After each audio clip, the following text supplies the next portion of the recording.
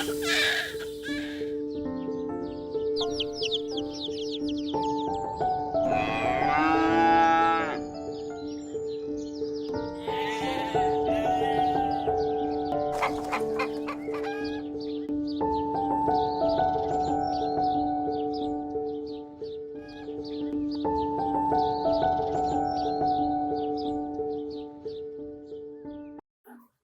படைப்புக்கும் எல்லா உயிருக்கும் பரம்பொருளான ஏக இறைவன் அல்லாஹ்வுக்கு எல்லா புகழும்.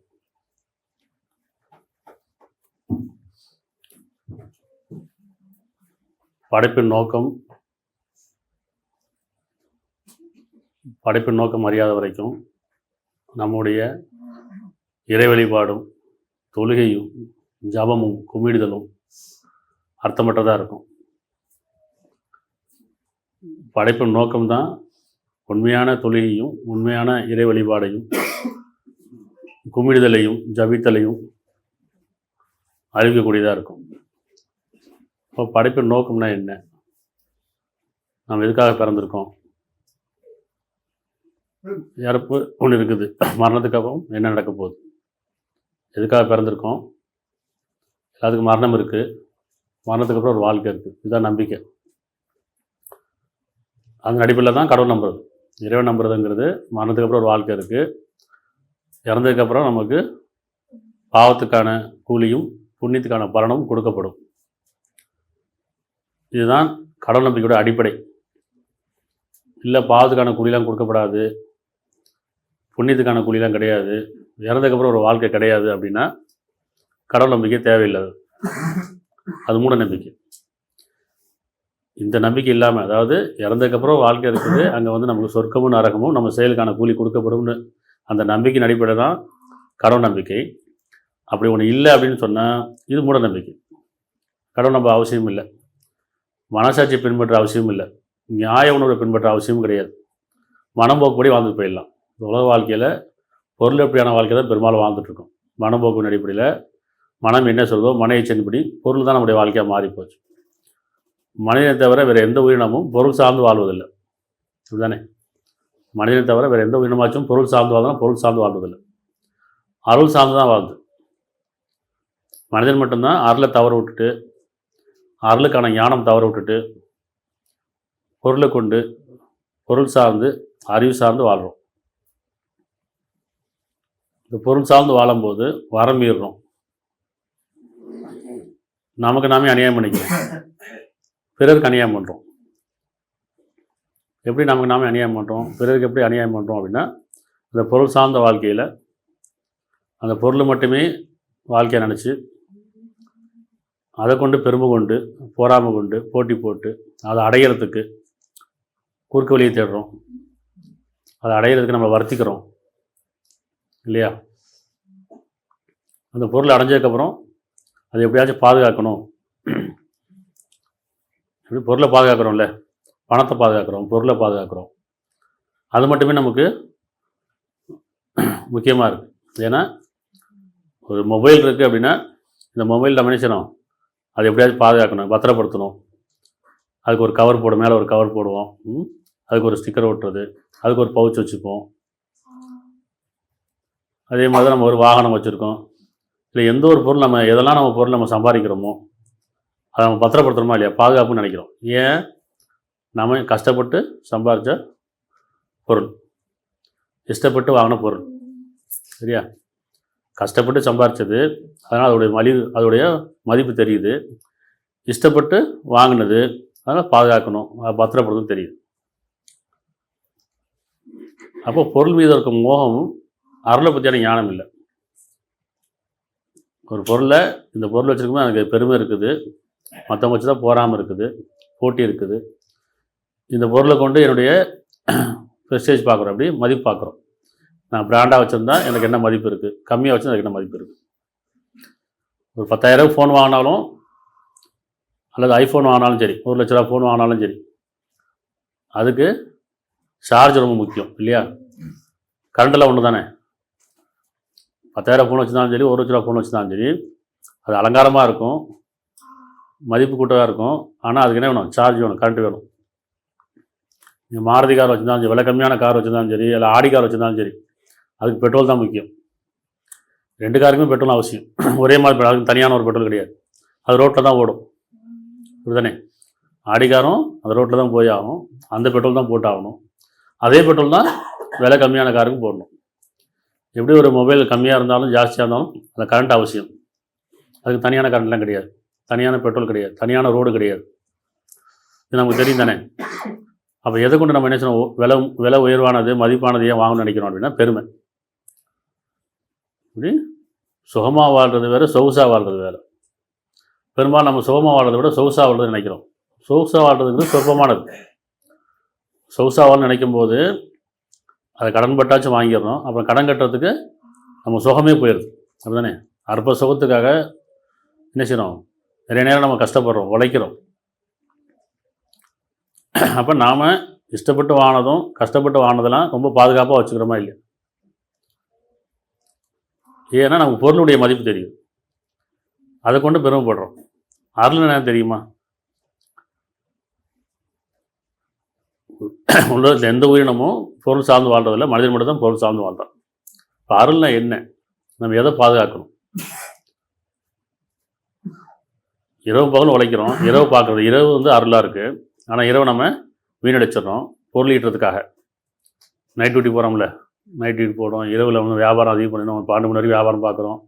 ஏன்னா பணம் சம்பாதிக்கணும். அந்த பணத்தை சம்பாரித்து சேர்த்து வைக்கணும், பாதுகாக்கணும். அந்த பணத்தை கொண்டு நம்ம வாழ்ந்துலான்னு நினைக்கிறோம். கொஞ்ச நாளைக்கு அந்த பணம் நம்மளை வாழ வைக்கிற மாதிரி தெரியும். ஆனால் அதுக்கப்புறம் அந்த பணம் பயந்துடாது. ஏன்னா நம்ம தான் சுகத்தை இழந்துட்டோம்ல, ஆரோக்கியத்தை இழந்துட்டோம். இப்போ ஆரோக்கியம்னா என்ன? ஆரோக்கியம் வாழ்க்கையா? இந்த உடல் வாழ்றதுக்கு என்ன வேணும்? உயிர் வாழ்றதுக்கு என்ன வேணும்? நம்ம புரிஞ்சுக்கணும். அதான ஞானம். இப்போ நான் வாழ்றதுக்கு எனக்கு என்ன வேணும், என் உயிர் வாழ்றதுக்கு என்ன வேணும் அப்படின்னா நம்ம என்ன செய்வோம்? உணவு வேணும், காற்று வேணும், தண்ணீர் வேணும், அப்படின்னா பணம் வேணும்னு சொல்லுவோம். இப்போ உயிர் வாழ்றதுக்கு உடல் வேணும், உடல் வாழ்றதுக்கு உணவு வேணும், உணவு ஈட்டுறதுக்கு தான் பொருள் வேணும், அப்படிதானே? நம்ம உயிர் வாழ்றதுக்கு என்ன வேணும்? இப்போ நமக்கு உடல் வேணும். உடல் இல்லாமல் உயிர் வாழாது. மனம், மனதுடைய ஆற்றல் உயிர், உயிருடைய ஆற்றல் தான் உடல். நிறையா செஞ்சுருக்கிறோமா? மனம்னா என்ன? மனதுடைய ஆற்றல் தான் உயிர், உயிருடைய ஆற்றல் தான் உடல். நம்ம மனம்ங்கிறது நம்ம பார்த்ததில்லை, அது மறைவாக இருக்குது, உணர்றோம். உயிரும் பார்த்ததில்லை, அது உணர்றோம். உடலை பார்க்குறோம். அப்போ இந்த மனம் எதை விரும்புதோ அதை செயல்பாடு கொண்டுறதுக்கு உயிர் மூலியமாக, ஆற்றல் மூலியமாக அந்த உடலை இயக்குது இல்லையா? இப்போ நம்ம பொருளை வந்து நான் சம்பாதிக்கிறேன், அதை சேர்த்து வைக்கிறேன், பாதுகாக்கிறேன், பத்திரப்படுத்துகிறேன். இந்த உடல் நான் சம்பாதிச்சது இல்லை, நம்ம கஷ்டப்பட்டது இல்லை, நம்ம சும்மா கொடுத்ததானே, அப்படி தான் நினச்சிட்டு இருக்கோம். இறைவன் நமக்கு சும்மா கொடுத்தது. என்னைக்காவது உடலை பற்றி கவலைப்பட்டிருக்கோமா? நோய் வரும்போது கவலைப்படுறோம். எது கவலைப்படுறோம்? நான் வேலைக்கு போக முடியலையே, ஸ்கூலுக்கு போக முடியலையே, காலேஜுக்கு போக முடியலையே, எதுவும் நினச்சே சாப்பிட முடியலையே, அப்படி தானே கவலைப்படுறோம். இந்த உடல் வந்து எவ்வளோ அற்புதமானது, ஆச்சரியமானது. என்னைக்காவது உடலை பற்றி செஞ்சுருக்கிறோமா? உடல் தானேப்பா, மண்ணுக்கு போகிற உடல் தானே சொல்கிறோம். மண்ணுக்கு போகிற வரைக்கும் உடல் வேணும்ல. இந்த உயிர் அதான் வாழாதில்ல. உயிர் உடல் இல்லாமல் வாழ்ந்தால் அதுக்கு பேர் ஆவின்னு வாங்க, பேயின்னு வாங்க இல்லையா? உயிரை பார்த்ததில்லை, இருந்தாலும் என்ன சொல்கிறாங்க? உடல் இல்லாத ஒரு உயிர் அது ஆவி, உடலோடு சேர்ந்தால் தான் அது மனிதன் இல்லையா? அப்போ அந்த உயிரும் உடலும் சேர்ந்து தான் இந்த உலகத்தில் வாழ்ந்துட்டுருக்கு. அப்போ அந்த உயிர் வாழுங்காலமெல்லாம் அந்த உடலுக்கு அவசியமாக இருக்கும். உயிருக்கு இறப்பு கிடையாது இல்லையா? உயிருக்கு இறப்பு கிடையாது, உடலுக்கு இறப்பு உண்டு, மனசுக்கும் இறப்பு கிடையாது. அப்போ மனம் இருக்குது, இந்த மனதுடைய ஆற்றல் தான் இந்த உயிர் அப்படின்றது புரிஞ்சுக்கணும். அந்த உயிருடைய ஆற்றல் தான் இந்த உடல். அப்போ நாம் எதை விரும்புகிறோமோ அதை செய்கிறதுக்கான உடல் அவசியமாக இருக்குது. அப்போ இந்த உடல் நம்ம எவ்வளோ பத்திரமா வச்சுக்கணும், எவ்வளோ பாதுகாப்பாக வச்சுக்கணும், கவனிச்சிருக்கிறோமா? நம்ம பொருளை பாதுகாக்கிறோம், ஒரு ஃபோனை பாதுகாக்கிறோம், பணத்தை பாதுகாக்கிறோம், இல்லை காரு, பைக்கு, இல்லை வீடு ஒரு வீடு கட்டி அதை எவ்வளோ பாதுகாப்பாக வச்சுக்கிறோம், எவ்வளோ சுத்தமாக வச்சுக்கிறோம். அப்போ நான் சம்பாதிச்சது, நான் கஷ்டப்பட்டது, அதை பத்திரமா வச்சுக்கணும் தெரியுது, பாதுகாப்பாக வச்சுக்கணும் தெரியுது, அதை யாரும் வந்து தொற்றக்கூடாதுன்னு தெரியுது இல்லையா? அப்போ இறைவன் நம்ம கொடுத்த அந்த உடல் எது கொடுத்துருக்கான்? ஒரு காலம் வரைக்கும். உங்கள் ஒவ்வொருத்தருக்கும் ஒரு காலம் கொடுக்கப்பட்டிருக்கு, நேரம் விதிக்கப்பட்டிருக்கு. அது வரைக்கும் இந்த உடல் கொடுக்கப்பட்டிருக்கு. அழகிய செயலோட யார் என்று சொல்வதற்காக. இந்த அழகிய செயலை கொண்டு அந்த உடல் நம்ம பராமரிக்கணும். இந்த உடல் எப்படி பராமரிக்கணும்? அழகிய செயல், அழகிய குணம். இந்த உடல் அப்படியே பராமரிக்கிறோம் நம்ம இஷ்டத்துக்கு. ஏன்னா நான் சம்பாதிக்கல, நான் சம்பாதிச்ச உடல் கிடையாது, நான் கஷ்டப்பட்ட உடல் கிடையாது, இந்த உடலை பற்றி அவனுக்கு ஞானமே கிடையாது. ஆனால் இதை வச்சு எப்படி செய்கிறோம்? போட்டு அலக்கழிக்கிறோம். போட்டு இரவு பகல் தூங்காமல் கண்டதை சாப்பிட்டுக்கிட்டு, கண்ணேரம் சாப்பிட்டுக்கிட்டு, இப்படி இஷ்டப்பட்டெல்லாம் சாப்பிட்டுக்கிட்டு, கெட்ட பழக்க வழக்கங்கள், கெட்ட குணங்களை கொண்டு இந்த உடல் நம்ம நினைச்சிடும் அலக்கழிச்சிக்கிட்டே வரும். இது அமானிதம் தானே? அமானிதம்னா என்ன? உங்களுக்கு கொடுக்கப்பட்டிருக்கு, பயன்படுத்திக்கலாம். சொந்தம் கொண்டாடக்கூடாது, உரிமை கொண்டாடக்கூடாது. அதுதானே உண்மை. இந்த உடல் உங்களுக்கு கொடுக்கப்பட்டிருக்கு. நீங்கள் அதை உங்கள் மனம் வாழ்கிறதுக்கு, மனம் விரும்புகிறதெல்லாம் செய்கிறதுக்கு இந்த உயிரை கொண்டு ஆற்றல். அப்போ இந்த உடல் அப்படிங்கிறது ஒரு அற்புதமான படைப்பு, அழகான படைப்பு, ஆச்சரியமான படைப்பு. நீங்கள் செஞ்சுருக்கிறோமா? மனிதன் இதெல்லாம் தயார் பண்ணுறோன்னா நம்ம ஆச்சரியமாக பார்க்குறோம், அற்புதமாக பார்க்குறோம், அதை கொண்டு பெருமை கொள்கிறோம். அது நம்மக்கிட்ட இருந்தால் ரொம்ப பெருமையாக இருக்குது இல்லையா? அதை அடையிறதுக்கு பார்க்குறோம். அப்போ மனிதனுடைய அந்த தயாரிப்புக்கு நம்ம இவ்வளோ தூரம் முக்கியத்துவம் கொடுக்குறோம். இறைவனுடைய ஒவ்வொரு படைப்பும் வியந்து பார்க்கணும், ஆச்சரியமாக பார்க்கணும். பார்க்குறோமா? இறைவன் நம்ம பார்த்ததில்லை. அப்போ இறைவன் எப்படி உணர்றது? அவனுடைய படைப்பை பார்க்கணும். ஒவ்வொரு படைப்பும் அற்புதமானது, ஆச்சரியமானது, வியக்கத்தக்கது, நம்ம அறிவுக்கு அப்பாற்பட்டது. அப்படி தானே? அப்போ இறைவன் அப்படி தானே உணரணும். வெறும் இறைவன் நம்பிட்டேன்னா அது மூட நம்பிக்கை. ஒவ்வொன்றிலையுமே உணரணும். முதல்ல உங்களுக்குள்ளேயே சிந்திக்க வேண்டாமா? உங்களுக்குள்ளே சிந்திக்க வேண்டாமங்கிறான். உங்களை அகத்திலும் புறத்தில் நிரம்ப சேர்க்குங்கிற ஆழ்கொடை. அப்போ நான் இறைவனை எப்படி உணர்றது? அப்போ நான் யார்? என்னுடைய படைப்பு எப்படி துவங்குச்சு? ஒரு துளியிலேருந்து துவங்குச்சுங்கிற இறைவன் சொல்கிறான். உங்களை ஒரு துளியிலேருந்து படைத்தேன். எனக்கா செஞ்சுருக்கம்மா? ஒரே ஒரு துளி தான். அந்த ஒரு துளி தான் அது கருவாகி உருவாகி இவ்வளோ பெரிய உருவமாக இருக்குது. எதுக்காக? ஒரு துளி தானே. 10 மாதம் அது கருவாகி, அது உருவாகி, அதுக்கு இதயம், நுரையீரல், கல்லீரல், மண்ணீரல் எல்லா உறுப்பும் வச்சு, அதுக்கு கண், அப்படி காது, மூக்கு, வாய், கை எல்லாம் கொடுத்து ஒரு அழகான அமைப்பை படைச்சு, அது வெளியே வரும்போது அதுக்கான உயிராற்றலையும் கொடுத்து,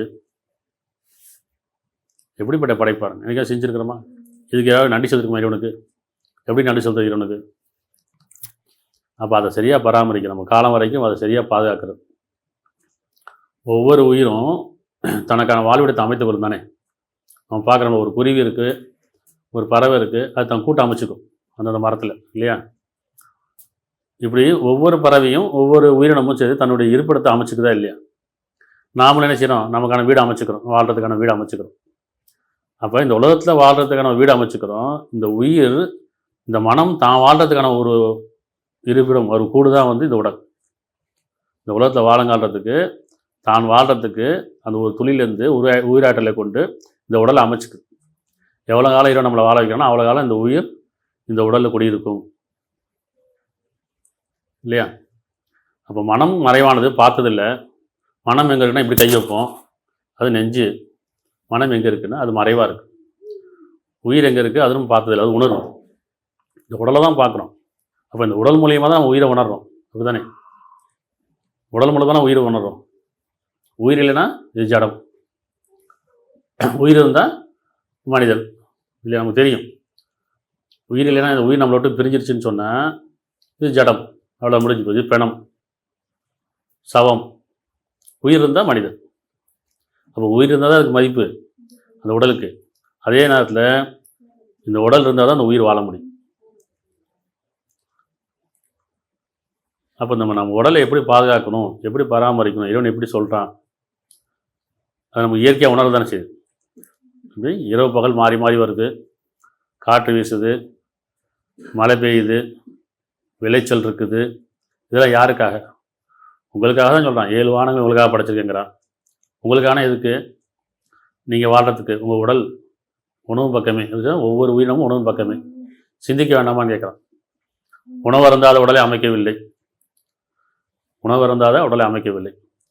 அப்போ உணவு கொண்டு நமக்கு இந்த உடலுக்கு உணவு தேவை இருக்குது, உயிருக்கு உடல் தேவை இருக்குது. மனதுக்கு உயிர் தேவை இருக்குது, இப்படிதானே? அப்போ எந்த மனம் இந்த உயிரை வந்து பாதுகாக்க நினைக்குதோ, அந்த உயிர் அந்த உடலை பாதுகாக்க நினைக்குதோ, அந்த உடல் உணர்வு பக்கம் திரும்பணும். அப்போ உயிர் ஆற்றல் தான் அந்த உடல் அப்படிங்கிறத புரிஞ்சுக்கணும். ஆனால் நம்ம என்ன செய்வோம், உடலை கவனிக்கிறதே இல்லை, மதிக்கிறதே கிடையாது. நம்ம மதிக்கிறதெல்லாம் பொருள் தான். இப்படி இதை வச்சு தான் நான் உழைக்கிறேன், சம்பாதிக்கிறேன், அலக்களிக்கிறேன், ஆடம்பரம் பண்ணுறேன், அலங்காரம் பண்ணுறேன். ஆனால் இந்த உடல் நமக்கு கொடுக்கப்பட்ட அமானிதமாச்சு, இதை எப்படி நம்ம பாதுகாக்கணும்? அதுக்கு ஓய்வு கொடுக்கணும்ல. ரொம்ப நேரம் வண்டி ஓடினா சூடாகிடுது, ரொம்ப நேரம் மோட்டர் ஓடினா சூடாகிடுது இல்லையா? அப்போ இந்த உடலுக்கு ஒரு காலம் கொடுக்கப்பட்டிருக்கு. பகல் உங்களுக்கு உழைப்பதற்கும், இரவு ஓய்வெடுப்பதற்கும், உறங்குவதற்கும், நன்றி செலுத்துவதற்குங்கிற. ஓய்வெடுப்பதும் உறங்குவதும் நன்றி செலுத்துறது இறைவனுக்கு. இது உங்களுக்கு கொடுக்கப்பட்ட அமானிதம், உங்களுக்கு கிடையாதுங்கிறான். உடல் உங்களுக்கு கிடையாது, உங்களுக்கு அமானிதம். உங்கள் உயிருக்கும் உங்கள் மனசுக்கும் உயிர் கொடுக்கப்பட்ட ஒரு அமானிதம். பயன்படுத்திக்கங்க, சொந்தம் கொண்டாடாதீங்க, உரிமை கொண்டாடாதீங்க. அதாவது உரிமை கொண்டாடினா பெருமை, என்னுடையது அப்படின்னா பெருமை. நமக்கு அமானிதமாக கொடுக்கப்பட்டிருக்கு அப்படின்னா அங்கே பணிவு வேணும். எப்போ வேணால் இறைவன் எடுத்துப்பான், அப்படிதானே? உடல் ஆரோக்கியமாக இருக்கும்போது நம்ம மனநிலை எப்படி இருக்குது, உடலில் நோய் ஏற்பட்டால் எப்படி இருக்குது? ஒரு நோய் வந்துருச்சு, அதாவது உடல் ஆரோக்கியம் குறைஞ்சிருச்சு அப்படின்னா நம்முடைய மனம் எப்படி இருக்குது? ஒரு வயிற்று வலி வந்து, ஒரு தலைவலி வந்துருச்சு, இல்லை உடலில் வேறு ஏதாவது பிரச்சனை வந்துருச்சு, அப்போ எப்படி இருக்குது? வாழை பிடிக்கல, வாழை விரக்தியாக இருக்குல்ல, அப்போ பிரார்த்தனையில் இருக்கிறோம். அப்போ காரணம் என்ன? நம்முடைய வரமீறுதல், வரம்பு மீறிட்டு இருக்கோம் அப்படின்னு அர்த்தம். அத்தியாயம் 10:44.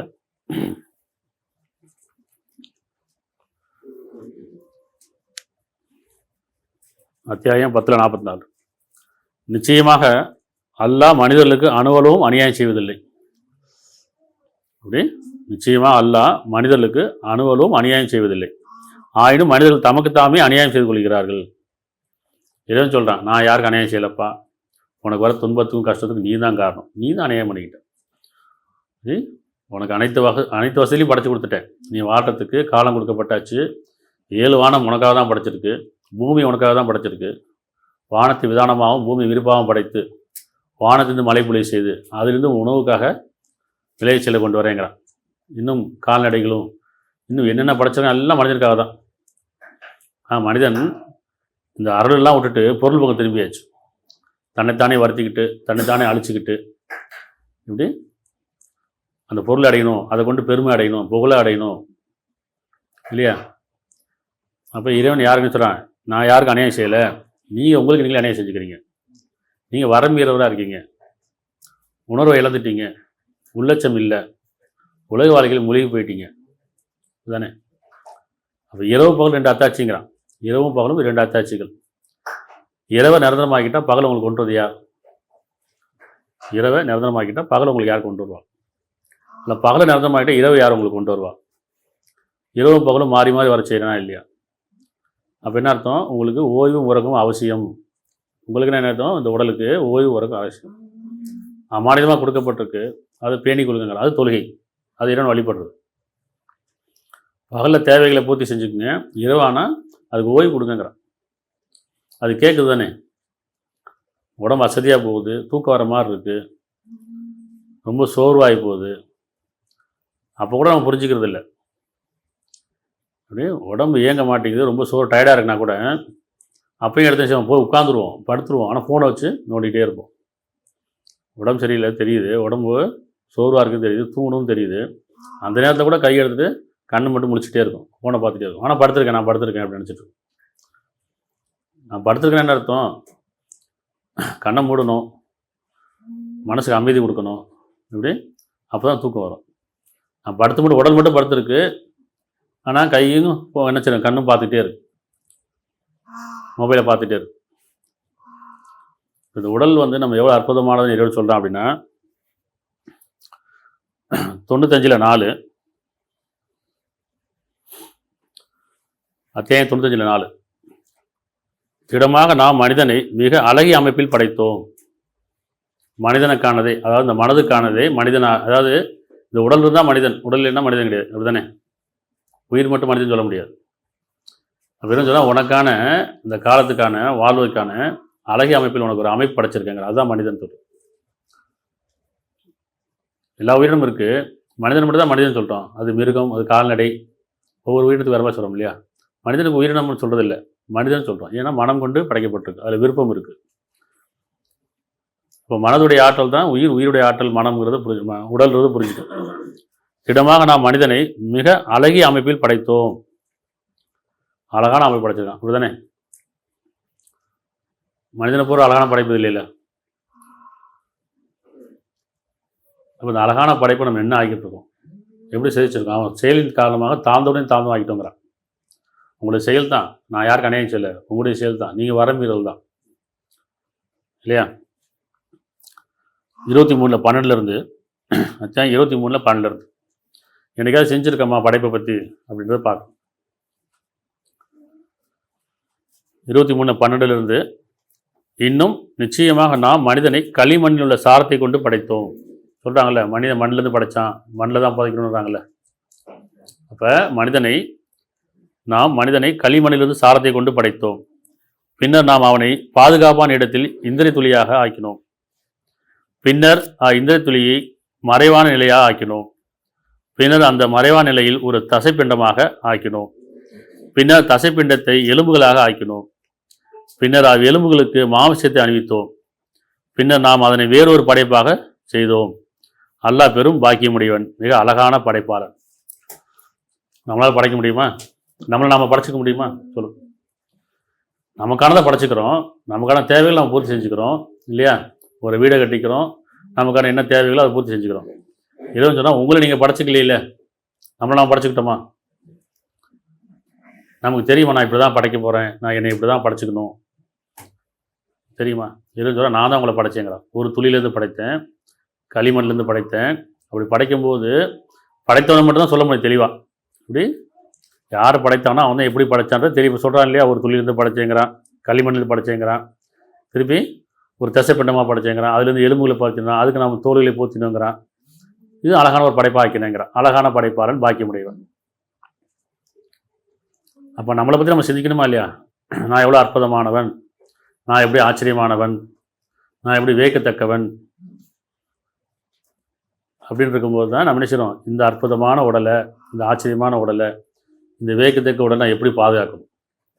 அழியக்கூடிய பொருளை நினைச்சிடும் அவ்வளோ பாதுகாக்கிறோம், அதை உடையாமல் பார்த்துக்கணும்னு நினைக்கிறோம், அதை பத்திரப்படுத்தணும்னு நினைக்கிறோம், அதில் கவனமாக இருக்கிறோம். இந்த உடல் அழியக்கூடியது தான், ஆனால் வாழுங்க வரைக்கும் உடல் தேவை தானே. ஆரோக்கியம் வாழ்க்கை வேணுமில்ல. நோயாளியாக வாழணுமோ ஆரோக்கியமாக வாழணுமோ. அப்போ எவ்வளோ தெளிவாக சொல்கிறான் பாருங்க. இப்படி இந்திரிய துளியை மறைவான நிலையாக ஆக்கினோம். பின்னர் அந்த மறைவான நிலைக்கு தசைப்பிண்டமாக ஆக்கினோம். பின்னர் தசைப்பிண்டத்தை எலும்புகளாக ஆக்கினோம். இன்றைக்கி ஆராய்ச்சி பண்ணுறாங்களே, இதுவரை கண்டுபிடிக்க முடியல எப்படி இந்த படைப்பு உருவாகுது. மெட்டீரியலில் சொல்லிடுறாங்க இது இப்படி தான் உருவாகுன்னு சொல்லிடுறாங்க. அது எப்படி உருவாகுது, அதனுடைய ஆற்றல் எப்படி? ஒரே ஒரு துளி அந்த உயிரணுக்கள் தான் வாழ்கிறதுக்கான உடலை அமைச்சுக்கு. அந்த உயிர் அணுக்க கொண்டு தான் வாழ்றதுக்கான உடலை அந்த கூட அமைக்கதா இல்லையா? வாழுங்காலம் வரைக்கும் அது குடியிருக்குது. இப்படி இறைவனுடைய காலம் வீச்ச காலம் வரைக்கும் அந்த உடலில் அந்த உயிர் குடியிருக்குது. காரணம் என்ன? இந்த மனம் கட்டளையிடுது, நீ இப்போ அதில் குடியிரி, என்னுடைய எண்ணங்களை என்னுடைய தேவைகளை அதில் செயல்பாட்டு கொண்டு வா. இப்போ மனம் பார்த்ததில்லை, உயிரை பார்த்ததில்லை, உடலை பார்க்குறோம். அப்போ நான் யார் அப்படின்னு என்ன அர்த்தம்? இது என்னுடைய உயிருங்கிறோம், என்னுடைய மனசுங்கிறோம். இந்த அறிவு சொல்லுது என் உயிர், என்னுடைய மனசு. இந்த மனசு சொல்லுது என்னுடைய உடல், என்னுடைய ஆற்றல். சொல்லுதா இல்லையா?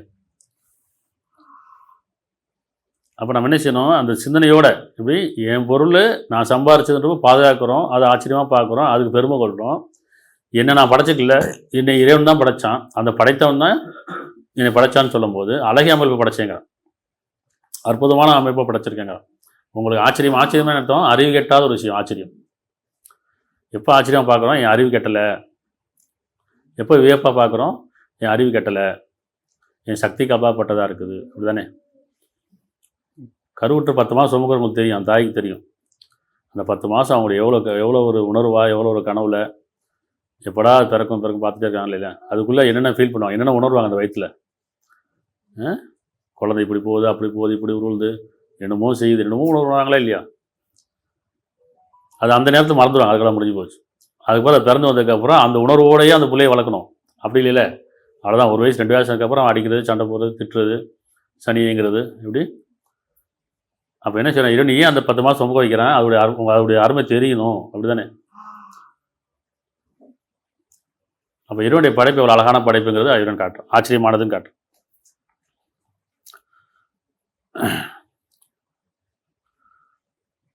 56ல் 57, 56ல் 57. நாமே உங்களை படைத்தோம், எனவே நீங்கள் உண்மை என்று நம்ப வேண்டாமா? எப்படி கேட்குறான் பாருங்க. இந்த கேள்விக்கு எப்படி பதில் சொல்றது? இறைவன் கேட்குறான் எப்படி, நாமே உங்களை படைத்தோம், எனவே நீங்கள் உண்மை என்று நம்ப வேண்டாமான்னு கேட்குறான். அப்படின்னு என்ன அர்த்தம்? உங்களை நீங்கள் படைச்சிக்கல, இல்லை, நம்ம யாரையும் படைக்கல, நம்மளை நாமளே படைச்சிக்கல. அப்போ நம்மளை படைச்சது யார்? இறைவன் அழகாக சொல்கிறான், நான் எப்படி படைச்சேன்னு சொல்கிறான். ஒரு துளியிலேருந்து படைத்தேங்கிறான், களிமண் சாரத்துலேருந்து படைச்சேங்கிறான், தசப்பட்டுகளை ஆக்கணுங்கிறான், எறும்புகளை ஆக்கணுங்கிறான், அதுக்கு சதையை பூத்தினோங்கிறான், வேறொரு படைப்பாக ஆக்கணுங்கிறான், அழகை படைப்பாக ஆக்கணுங்கிறான், மனிதனை அழகை படைப்பு. அப்படி சொல்லிட்டு என்ன சொல்கிறான், நாமே உங்களை படைத்தோம், எனவே நீங்கள் உண்மை என்று நம்ப வேண்டாமா? கடவுளே இல்லைன்னு சொல்கிறாங்கல்ல, கடவுளே இல்லைன்றாங்க. கடவுள் இல்லாமல் எப்படி நீங்கள் படைக்கப்பட்டீங்க? இதான் கேட்குறேன், இறைவன் கேட்குறேன். கடவுள் இல்லைன்னு சொல்கிறவங்களுக்கு சரி, கடவுள் இருக்குன்னு சொல்கிறவங்க, இவனுடைய கேள்வி என்னென்னா இதுக்கு பதில் சொல்லணும். நாமே உங்களை படைத்தவும் இது உண்மை என்று நீங்கள் நம்ப வேண்டாமா? எப்படி நம்புவீங்க? ஆமாம், என்னை நான் படைச்சிக்கல, என்னை படைத்த ஒருத்தர் இருக்கிறான் இல்லையா, அப்போ எனக்கு மேலே ஒரு சக்தி இருக்குது, அதுதான் என்னையே படைச்சிச்சு. அந்த சக்திக்கு தான் நம்ம இறைவன்றோம், கடவுள்ன்றோம். அவங்களுடைய உணர்வு அடிப்படையில் அது ஒரு பக்தியாக பார்க்குறோம். அப்போ கடவுளே இல்லைன்னு சொல்கிறாங்கல்ல, கடவுளே இல்லையாவா? நம்ம பார்க்கலாம் கடவுள் இல்லையா? எல்லா கடவுளும் ஒன்றா, எல்லாத்துக்கும் ஒரு கடவுளா அப்படின்னு பார்க்கணும். சிந்தனை இல்லாமல் பேசுகிறது. இப்படி குழந்தைக்கு ஒரு பிள்ளைக்கு ஒரு பெற்றோர் இல்லை அப்படின்னா என்ன சொல்லுவாங்க, இந்த பிள்ளைக்கு பெற்றோர் இல்லைங்கன்னா அர்த்தம் அனாதையான பிள்ளைங்க சொல்லுவாங்க, இங்கே பெற்றோர் இல்லைப்பான்வாங்க. பெற்றோரே இல்லைன்னு சொல்ல முடியாது, அப்படிதானே? பெற்றோர் இல்லை, அந்த குழந்தை அனாதை, பெற்றோரே இல்லைன்னு சொல்ல முடியாதுல்ல. அது மாதிரி நீங்கள் பார்க்குறதுலாம் கடவுள் இல்லை, ஆனால் கடவுளே இல்லைன்னு சொல்ல முடியாது. நான் இதெல்லாம் பார்க்கணும், அது கடவுள் இல்லை, நான் இதெல்லாம் செஞ்சணும், அது கடவுள் இல்லை, ஆனால் கடவுளே இல்லைன்னு சொல்ல முடியாதுல்ல. அப்போ இறைவன் என்ன சொல்கிறான், படைப்பின் ரகசியம் சொல்கிறான், எப்படி உங்களை படைச்சேன்னு சொல்கிறான். அப்போ நம்மளை பற்றி நமக்கே சொல்லிவிட்டு இதை நீங்கள் பாதுகாப்பாக இருங்க.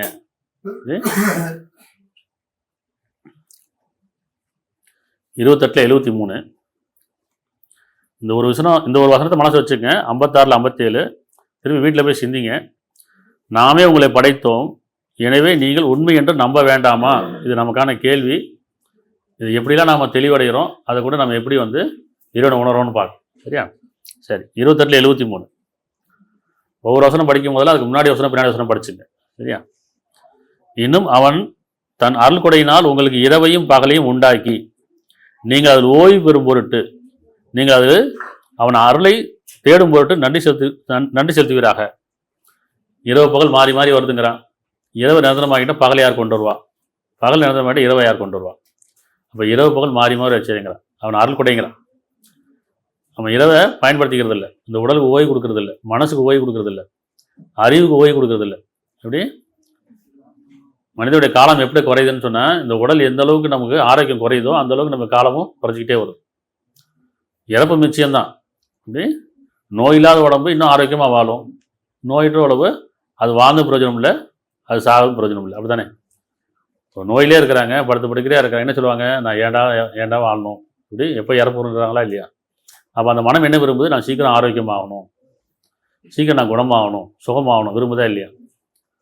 இப்போ மனிதன் துன்பம் வரும்போதெல்லாம் நினைச்சிடறேன், படுத்துக்கொண்டோ உட்கார்ந்து கொண்டோ நம்மையே பிரார்த்திக்கின்றான். நான் அவனை சுகத்தை கொடுத்துட்டு வந்தால் நம்ம அழைக்காத போலவே செஞ்சு பண்ணிக்கிறான். நமக்கே நல்லா தெரியும், உடம்பு சரியில்லைன்னு சொன்னால், உடம்புல ஏதாவது பிரச்சனைன்னு சொன்னால், இறைவனே கடவுளே தியானிச்சுட்டே இருக்கோமா இல்லையா? அப்போ அதிகமாக பேச மாட்டோம், இப்படி டிவி மொபைல்லாம் பார்க்க மாட்டோம், வேடிக்கை விளையாட்டுலாம் இருக்காது, உள்ளட்சம் அதிகமாக இருக்கும், ஒரு விதமான பயம் நம்மளை பிடிச்சிக்கும், பணிவு இருக்கும், யார்கிட்ட பேசுவோம், பணிவாக பேசுவோம், பொறுமையாக பேசுவோம், குரல் தாழ்த்தி பேசுவோம், சத்தம் போட மாட்டோம்.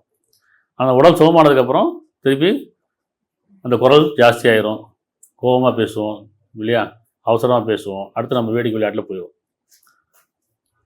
அப்போ இந்த உடல் தான் வாழ்க்கையை, மனம் வாழ்க்கையானா உடலும் வாழ்க்கை, மனம் வாழ்க்கை தான். மனதுக்கான வாழ்க்கை உடலில் தான் இருக்குது. ஏன்னா இந்த உடல் இல்லாமல் மனம் வாழாது, உயிர் இல்லாமல் மனசு வாழாது.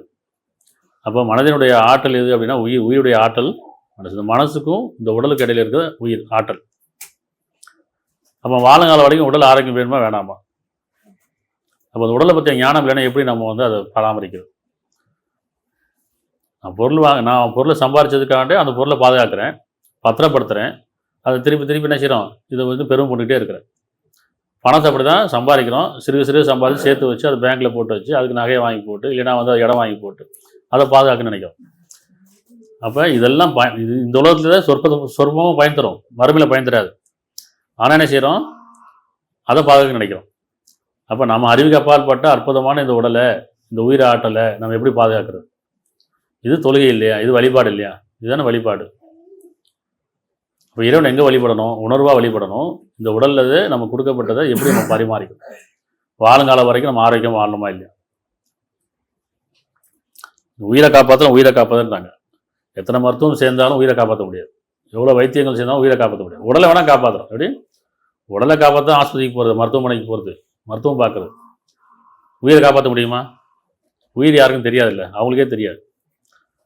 அப்போ எத்தனை மருத்துவம் சேர்ந்தாலும் எத்தனை வைத்தியம் பார்த்தாலும் உடலை பாதுகாக்க தான் அந்த அறிவு அவ்வளோதான் முடியும். அந்த உடலை பாதுகாக்கிறது உங்கள்கிட்ட தான் இருக்குங்கிற இறைவன். அதையுமே அந்த நோய் காரணமே நீங்கள் தான். அந்த மனதின் ஆற்றல் தான் அந்த உயிருடைய ஆற்றல் தான். உயிராட்டம் குறையும் போது உடல் வந்து பாதிக்குது. ஏன் உயிராட்டம் குறையுது? தூக்கம் சரியாக இல்லை, சாப்பாடு சரியாக இல்லை, சரியாக நம்ம வந்து ஓய்வு எடுக்கலை, சரியான உணர்வு இல்லை, நல்ல உணர்வு இல்லை, நல்ல உறக்கம் இல்லை, நல்ல ஓய்வு இல்லை, நல்ல வந்து உணவும் இல்லை.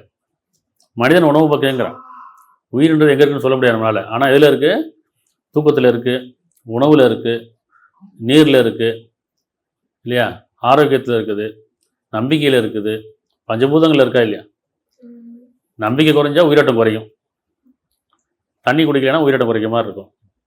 சாப்பிடலைன்னா உயிரோட்டம் குறையும். தூங்கலைன்னா உயிரோட்டம் குறையும். மனசு ஒரு கவலை பயம் வந்தால் உயிரோட்டம் குறையும். அப்போ உயிர் தான் நம்மளால் சொல்ல முடியாது. உயிர்னா என்ன? இப்போ உயிருடைய ஆற்றல் எதில் இருக்குன்னா நம்ம நம்பிக்கையில் இருக்குது முதல்ல. அடுத்து உணவில் இருக்குது, நீரில் இருக்குது, காற்றில் இருக்குது, பஞ்சபூதங்கள் இருக்கா இல்லையா? அப்போ எல்லாத்தையும் கலந்து வச்சுருக்காங்க இறைவன். அதை கிரகிக்கிறதுக்கு இந்த உடல் வேணும். உடல் இல்லாமல் உணவு சாப்பிட முடியாது, நீர் அருந்த முடியாது, காற்றை சுவாசிக்க முடியாது, உறங்க முடியாது, ஓய்வு எடுக்க முடியாது. இப்போ இதெல்லாம் உடல் தேவை தானே. நம்ம சாதாரண நினச்சிடுவாங்க மண்ணுக்கு போகிற உடல் தான்ப்பா அப்படிங்கிறோம். மண்ணுக்கு போகிற வரைக்கும் உடல் வேணுங்கிறத புரிஞ்சுக்கணும். உடலை அலட்சியமாக நினச்சக்கூடாது. ஏன்னா இதெல்லாம் கலந்து தான் இருக்குது. உடலோட உயிர் கலந்துருக்கு, உயிரோட மனம் கலந்துருக்கு. மனிதனாக வாழணும்னு சொன்னால், ஆரோக்கியம் வாழலாம், இது மூணும் கலந்து தான் இருக்கும். அப்போ நம்ம உணவு எப்படி சாப்பிட்றோம்? உணவையும் எப்படி மனிதனை படைக்கும் போது ஆச்சரியமான படைப்பாக சொல்லணும். அந்த உணவு அப்படி தான் சொல்கிறான். 7 வானங்கள்லேருந்து உங்களுக்கு மலை இறக்கி, அதுலேருந்து ஒரு நீர்லேருந்து ஒரே விதமான நீரை கொண்டு தான் பல விதமான உங்களுக்கு சுவையான மனமான உணவு படைக்கிறேங்கிறான். அப்போ அந்த உணவையும் நம்ம என்ன செய்யணும்? எவ்வளோ அற்புதமாக பார்க்கணும். இது நான் தயார் பண்ணது கிடையாது. நம்ம என்ன செய்கிறோம்? விதைக்கிறோம், அறுவடை செய்கிறோம், அவ்வளோதான். அது எப்படி விதைக்கிறோம், அது எப்படி விளையுது, அது எப்படி ருசி வருது, அது எப்படி மனம் வருது, அது தெரியுமா நமக்கு? நல்லா உயரமாக இருக்குது பனைமரமும் தென்னை மரமும். அந்த பனை மரத்துலேருந்து ஒன்று எடுத்து சாப்பிட்றோம், அது தென்னை மரத்துலேருந்து எண்ணெய் குடிக்கிறோம். எவ்வளோ ருசியாக இருக்குது. ஆனால் எவ்வளோ உயரமாக இருக்குது. யார் போய் அதில் வந்து ருசியை சேர்த்தா? அந்த இனிப்பு எப்படி இனிப்பாக இருக்குது? இதை நம்ம எதாவது செஞ்சோமா? இப்படி ஒவ்வொரு விளைச்சலையும் பார்க்கணும். நம்ம இறைவனை எப்படி உணரணும்னு சொன்னால், ஒவ்வொரு விளைச்சலையும் முதல்ல நம்மளை உணரணும். அடுத்து நம்ம ஒவ்வொரு படைப்பையும் உணரணும். அப்போ தான் இறைவனை உணர முடியும். இறைவனை பார்க்க முடியாது, உணரலாம். அவருடைய ஆற்றல், அவருடைய ஞானம் இல்லையா? அப்போ ஒரு உணவு சாப்பிடும் போதெல்லாம் இது எப்படி ருசி சேருது, எப்படி மனம் சேருது, இது எப்படி நமக்கு ஆரோக்கியமாக மாறுது, இதுதானே? எவ்வளோ சாப்பிட்றோமோ அவ்வளோ உணவு கழிவாக வெளியே போயிடுது. அதில் உயிரோட்டம் மட்டும் இந்த உடல் எடுத்துக்குதா இல்லையா? அந்த உடலுக்கு தான் அந்த ஆற்றல் கொடுத்துருக்கான். நம்ம ஒரு உணவு எடுத்துக்கிட்டு, ஒரு பழம் எடுத்துகிட்டு, ஒரு பால் எடுத்துக்கிட்டோ அல்லது ஏதோ ஒரு உணவு எடுத்துக்கிட்டு, இப்போல்லாம் ஆராய்ச்சி பண்ணுறாங்களே இதில் என்னென்ன சத்து இருக்குது, என்னென்ன மினரல் இருக்குன்னு சொல்கிறாங்களே, தனியாக எடுக்க முடியுமா? தண்ணியில் இவ்வளோ மினரல் இருக்குன்னா தனியாக எடுக்க முடியாது. அது உடல் அதை நம்ம சாப்பிட்டு அதை குடித்து அந்த உடல் தான் அதை எடுத்துக்கும், திருப்பி கழிவாக வெளியேற்றிடும். இதுதானே? நம்ம என்ன பானம் குடித்தாலும் சரி, ஜூஸ் குடித்தாலும் சரி, பால் குடித்தாலும் சரி, தண்ணி குடித்தாலும் சரி, நம்ம எதை குடித்தாலும் அது யூரினாக வெளியே போயிடும். அப்போ அதில் என்ன இருக்குது, அதில் இருக்க சத்தை எடுத்துக்கிட்டு, அதை எடுத்துக்கூடிய தன்மை எதுக்கிட்ட இருக்குது? உடலில் தானே இருக்குது. உணவு சாப்பிட்றோம், பிரியாணி சாப்பிட்றோம், பிடிச்ச உணவுலாம் சாப்பிட்றோம். இல்லைங்க சாப்பிட வேணாம், அதில் பிரியாணியில் இவ்வளோ சத்து இருக்குது, இல்லை பழைய சோறில் இது சத்து இருக்குதுன்னு சொல்கிறோன்னு வச்சுக்கோங்க. அதை மட்டும் எடுக்க முடியுமா? அப்படி கண்டுபிடிச்சிருக்காங்களா? இந்த பழத்தில் இந்த இது இருக்குது, ஏன்னா இப்போ ஒவ்வொன்றையும் ஒரு சத்து இருக்குன்றாங்க. ஆராய்ச்சி பண்ணிக்கிட்டே இருக்காங்க. ஆராய்ச்சி தான் பண்ண முடியும், அது வரையும் எடுக்க முடியாதுல்ல. அப்போ என்ன செய்யணும், அந்த உடலுக்கு தான் தன்மை வச்சுக்கான், நீ இதை சாப்பிட்டா தான் அதோடைய சக்தி அதை எடுத்துக்கும். அப்போ நம்ம எவ்வளோ சாப்பிட்றோமோ அவனை குவாலிட்டி வெளியே போயிடுது அப்படியா. அப்போ அதில் இருக்க சத்து எடுத்து சக்கையை வெளியே எடுத்துக்கிட்டா இல்லையா.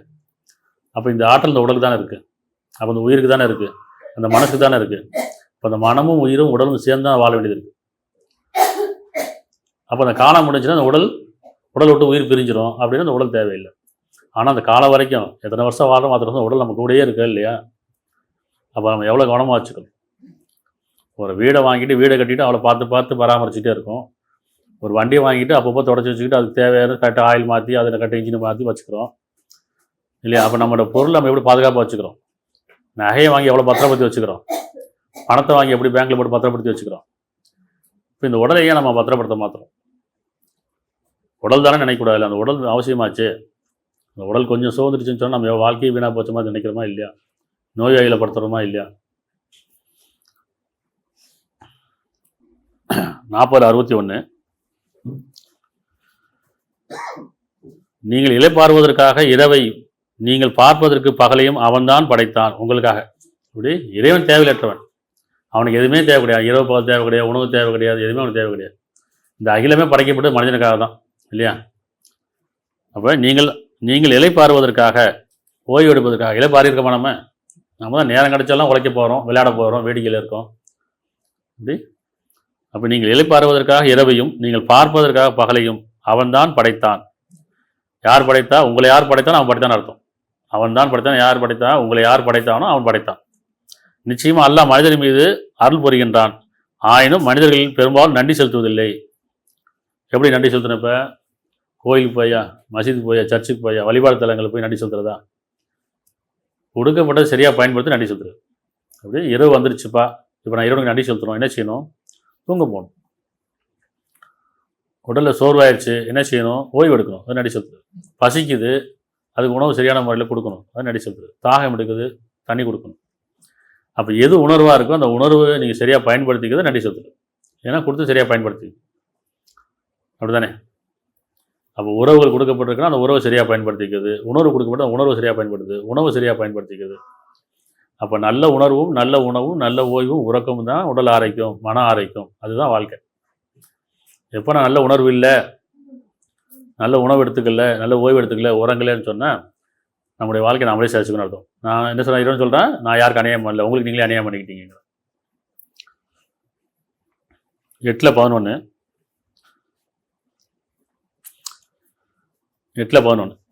நீங்கள் அமைதி அடைவதற்காக அவன் சிறிது நித்திரை உங்களை பொய்ந்து கொள்ளுமாறு செய்தான். நீங்கள் அமைதி அடைங்கிறான். பகல் ஃபுல்லாக ஒரு ஆரவாரமாக இருக்கிறீங்க, ஆர்ப்பாட்டமாக இருக்கிறீங்க, எந்த நேரமும் உங்கள் மனம் எதுவும் தேடிக்கிட்டே இருக்குது. அமைதி அடைங்க, கொஞ்சம் அமைதி அடைங்க, அப்படிதானே. நீங்கள் அமைதி அடைவதற்காக அவன் சிறிது நித்திரை உங்களை பொய்ந்து கொள்ளுமாறு செய்தான். இன்னும் உங்களை தூய்மைப்படுத்துவதற்காகவும் சைத்தானின் தீய எண்ணங்களை உங்களை விட்டு நீக்குவதற்காகவும் உங்கள் இதயங்களை பலப்படுத்தி உங்கள் பாதங்களை உறுதிப்படுத்துவதற்காகவும் அவன்தான் உங்கள் மீது வானிலிருந்து மழை பொழிய செய்தான். தூக்கத்துக்கு அவ்வளோ இரவு வர்ணிக்கிறான், அப்படியே மலைக்கு ஒப்பிடுறான். வானது மலை மாதிரி தூக்கம் அந்த இரவுங்கிறது, அந்த தூக்கங்கிறது உங்களுக்கு பூமி இறந்து கிடக்கிற பூமி உயிர்ப்பிக்கிற மாதிரி பகலில் தேய்மானமான உடல் உறுப்புகள்லாம் புதுசாக புதுப்பிக்கப்படுது. நமக்கு இரவுனா தெரிய மாட்டேங்கல. கரண்ட் இல்லைனா இரவுனா தெரியும். எப்படி கரண்ட்டே இல்லை அப்படின்னா இரவு தெரியும், இருட்டுச்சுன்னு தெரியும். நம்ம தான் பகல்லாம் லைட்டை போட்டு வச்சுருக்கோம், இரவும் லைட்டை போட்டு வச்சுருக்கோம், எப்படி இரவு தெரியும் நமக்கு? இப்போல்லாம் பாருங்க, நிறைய அப்பார்ட்மெண்ட்டில் வீடு வந்துருச்சு, ஜன்னல்லாம் கிடையாது, பகலும் லைட் எரியுது, இரவு பக்கம் லைட் எரிஞ்சிக்கிட்டே தான் இருக்குது. அப்போ நமக்கு என்ன செய்யணும்? டைம் தான் பார்க்கணும், இது இரவா பகலாக நம்ம டைமை பார்த்துக்க வேண்டியதான். இல்லை நமக்காக உடம்பு அசதியானா சின்ன தூங்க போகிறேன்னு சொல்ல வேண்டியதான். இரவும் போல ஒன்றா ஆகியாச்சு. அப்போ இரவு உங்களுக்கு எதுக்காக கொடுக்கப்பட்டிருக்கு? ஓய்வு எடுப்பதற்கும் உறங்குவதற்கும். இது நடி செலுத்துறது, இது இரவனை வழிபடுறது. அப்போ சிறிது நிறுத்தம் உங்களை பொய்ந்து கொள்ளுமாறுங்கிறான். அது வருது, தூக்கம் வரதான் செய்யுது, இது நம்மளை அடையுது. நாம் என்ன செய்கிறோம்? அப்போ தான் மூஞ்சி கழுவிட்டு ஒரு டீயை சாப்பிட்டு இல்லையா, இல்லைன்னா ஒரு ஃபோனை பார்த்துக்கிட்டு டிவியை பார்த்துக்கிட்டு பொழுதுபோக்கிறோம். இந்த தூக்கம் எவ்வளோ பெரிய அற்புதமானது நமக்கு தெரியுமா? தூங்கும்போது நம்ம உடல் எவ்வளோ ஆரோக்கியமா. எல்லாம் நோயில் இன்றைக்கெல்லாம் நோயாளிகளே கிடையாது, எல்லாத்துக்கும் நோய் இருக்குது. மனநோய் இருக்குது, உடல் நோய் இருக்கா இல்லையா? இதுக்கு மருத்துவம் பார்க்குறேன், உடலுக்கு மருத்துவம் பார்க்குறேன். உயிருக்கு மருத்துவம் பார்க்க முடியுமா? மனசுக்கு மருத்துவம் பார்க்க முடியுமா? மனசுக்கு உயிருக்கு வைத்தியம்லாம் கிடையாது, உடலுக்கு மட்டும்தான் வைத்தியம். அது சொற்ப அறிவு தான். அவங்க என்ன சொல்லுவாங்க, கொஞ்சம் டெக்ஸ் மாதிரி கொடுத்துட்டு ஒரு மோதை மாதிரி ஊசி போட்டுட்டு மாத்திரையை போட்டு தூங்க, அப்படியே தூக்க மாத்திரை போட்டு தூங்க. முதலே தூங்கி தான் அந்த மாத்திரை தேவை இருக்காதுல்ல. இப்போ டாக்டர் சொல்லி தான் தூங்கணும். அப்படியே 2 மாத்திரை போட்டு 3 மாத்திரை போட்டுங்க, அதிகமாக போட்டுறாங்க, தூங்கிடுவீங்க ஒரு ஏரியா, அப்படி தானே. அதை கவனமாக போட்டுங்க, ரொம்ப ஹெவி டோஸ் வேணான்றாங்க. ஒரு நாளைக்கு அதுவும் பயன் தராது, அதுவும் வந்து வேலை செய்யாது. சில பேர் தூக்கம் மாற்ற போட்டால் தூக்கம் வரலன்னுவாங்க. காரணம் அதை ஏற்றுக்காது. அப்போ இந்த உடலுக்கு தான் நம்ம அறிவு கொண்டு ஏதாவது தீண்ட முடியுமே தவிர மனசுக்கும் உயிருக்கும் அது உணர்வு. அப்போ நீங்கள் அமைதி பெறுவதற்காக அவன் சிறிது நித்திரையை உங்களை பொய்ந்து கொள்ளுமாறு செய்கிறேன். சிறிது நித்திரைன்னு சொல்கிறான். இவன் சொல்கிற வார்த்தை சிறிது நித்திரை. ஏன்னா தூக்கத்தில் உயிரை கைப்பற்றிக்கிறேன், நீங்கள் செய்த வீட்டெலாம் அறிகிறேன், யாருடைய தவணையை முடித்து நிறுத்துக்கிறேன், யாருடைய தவணை முடிக்க திருப்பி அனுப்புகிறாங்களே, அது சிறிது நித்திரை. மரணத்துக்கு ஒப்பிடுறேன் இரவு. உங்களை இரவில் உயிரை கைப்பற்றிக்கிறேன், அப்போ நீங்கள் தூங்குறீங்க, மனசை கைப்பற்றிக்கிறேன், அது உடல் வந்து இயங்கியதுக்கு அவ்வளோதான். அப்போ இரவில் உயிரை கைப்பற்ற திருப்பி யாருடைய தவணை முடித்து திருப்பி முடிச்சு நிறுத்திக்கிறேன், இல்லைன்னா திருப்பி அனுப்புகிறேன். அப்போ இரவு நமக்கு ஒரு மரணத்தை நமக்கு அச்சுறுத்ததா இல்லையா? தூங்குகிறோம், யார் எழுப்பிடணும்? எஞ்சா உண்டு, இல்லைன்னா முடிஞ்சு, அப்படி தானே. அப்போ எந்த தைரியத்தில் போய் தூங்குகிறோம்? தைரியம் வேணுமா? அதுக்கு நம்பிக்கை தானே வேணும். இல்லைப்பா தூங்கினா அவ்வளோ முடிஞ்சு போயிடும், எந்திரிக்க மாட்டேன்னு சொன்னால் தூங்காமல் இருக்க முடியுமா? தூங்கி தான் ஆகணும். சரி, 33:72. இந்த குர்ஆன் நினைவூட்டு நல்ல விஷயம். இதில் நற்செய்தி இருக்குது, எச்சரிக்கை இருக்குது இல்லையா? இப்போ நற்செய்தினா என்ன? யார் நம்பிக்கொண்டு நல்ல செய்தாலும் அவர் நற்செய்தி, இல்லைன்னா உபதேசம். ஏற்றுக்கொள்ளனா எச்சரிக்கை. 33:72. நிச்சயமாக வானங்களையும் பூமியையும் மலைகளையும் அமானிதத்தை சுமந்து கொள்ளுமாறு எடுத்து காட்டினோம். வானங்களையும் நிச்சயமாக வானங்களையும் பூமியும் மலைகளையும் அமானிதத்தை சுமந்து கொள்ளுமாறு எடுத்து காட்டினோம். அப்போது அதை சுமந்து கொள்வதற்கு அவை விலகி கொண்டன, இன்னும் அதை சுமப்பதை அவை பயந்தன. மனிதனோ அதை சுமந்து கொண்டான், நிச்சயமா அவன் பெரும் அநியாயக்காரனாகவும் அறியாதவனாகவும் இருக்கின்றான். அமானிதன்மை என்ன? சாய்ஸ், சரியா? வேறு எல்லாமே வந்து இறைவன் படைத்த படைப்பில் எல்லாமே அவன் எந்த நோக்கத்தை படைத்தானோ, எதை கட்டளையிட்டானோ அது வரைக்கும் அது மாற்றமே இல்லை. விரும்பியே விரும்பாமலோ வாருக்குன்னு சொன்னால் அது விருப்பம்லாம் வேண்டாம், இறைவனே நீ எதை கட்டளையிட்டோ நாங்கள் படி வாழ்றோம்னு சொல்லிச்சு, அதுபடி நாங்கள் செயல்படுறோம்னு சொல்லிச்சு. மனிதன் மட்டும்தான் அந்த அமானிதம்னா என்ன? எங்களுக்கு சாய்ஸை கொடு, எங்களுக்கு மனசு விருப்பத்தை கொடு, விருப்பம் எங்கள்கிட்ட கொடுத்துரு, நாங்கள் பார்த்துக்குறோம். இறைவன் சொல்லி உங்களுக்கு காலம் கொடுக்கப்பட்டாச்சு, விருப்பம் உங்கள்கிட்ட கொடுத்தாச்சு, நீங்கள் சூஸ் பண்ணிக்கணும். இதே நேரத்தில் உங்களுக்கு அமானிதம் என்ன? உங்களுக்கு கொடுக்கப்பட்டிருக்கு, பயன்படுத்திங்க, ஆனால் சொந்தம் கொண்டாடாது, உரிமை கொண்டாடாது, பயந்துக்குங்க. எப்படி? ஆனால் மனிதன் பயப்படுறதில்லை. நான் என்னுடையது நினச்சிட்டு இருக்கான், எதுவுமே உன்னுடையது கிடையாதுங்கிறான். உங்களுக்கு எதுவுமே கிடையாது, இந்த உடல் உங்களுக்கு கிடையாது, உயிர் உங்களுக்கு கிடையாது, எல்லாமே அமானிதம், கொடுக்கப்பட்டது தான். இறைவன் நாடுமே எடுத்துப்பான், அப்படி தானே? நமக்கு நல்லா தெரியும் தானே? உடலோடு வாழ்ந்துட்டு இருக்கோம், அந்த நேரம் வரும்போது உயிர் பிரிஞ்சிருச்சுன்னா உடல் என்ன ஆகும்? அதை விட்டுட்டு தானே போகிறோம். சம்பாரிச்சே எடுத்துகிட்டு போகிறதில்ல, இந்த உடலையும் எடுத்துகிட்டு போகிறதில்ல. உடலே எடுத்துகிட்டு போக முடியாது, சம்பாரிச்சு எப்படி எடுத்துகிட்டு போக முடியும்? அப்படி நான் வாழ்ந்த உடலை நானே எடுத்துகிட்டு போக முடியல, விட்டுட்டு போகிறேன் அப்படின்னா இப்போ நான் சம்பாரிச்சலாம் என்ன பிரயோஜனம்? அதுவும் கொண்டு போக முடியாதுல்ல. ஆனால் இதுக்கு தான் மனுஷன் ஆசைப்பட்றான், நிறையா சம்பாதிக்கணும், சேர்த்து வைக்கணும், நல்லா படிக்கணும், இரவு போல படிக்கணும், ஐடி கம்பெனியில் வேலை செய்யணும். இப்போ சம்பாதிக்கிறது என்ன பேசுகிறேன்? இப்போ சம்பாதிக்க, இந்த வயசில் சம்பாதிச்சா தானே, எப்போ சம்பாதிக்கும்? வயசை நமக்கு தெரியாது, அது அறிவு தானே. மரணம் எப்போனா வரலாம்ல, இந்த வயசில் மரணம், அந்த வயசில் மரணம் கிடையாது, மரணத்துக்கு வயசுலாம் கிடையாது. ஆனால் ஆரோக்கியன்றது ரொம்ப அவசியம் வாழ்க்கைக்கு, இல்லையா?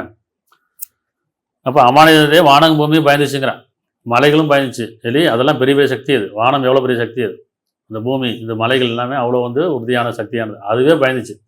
மனிதன் அற்பத்துள்ள படைக்கப்பட்டவன் அமானிதத்தை சுமந்து கொண்டான், அதனால் அநியாயக்காரனாக வரம்பினார்.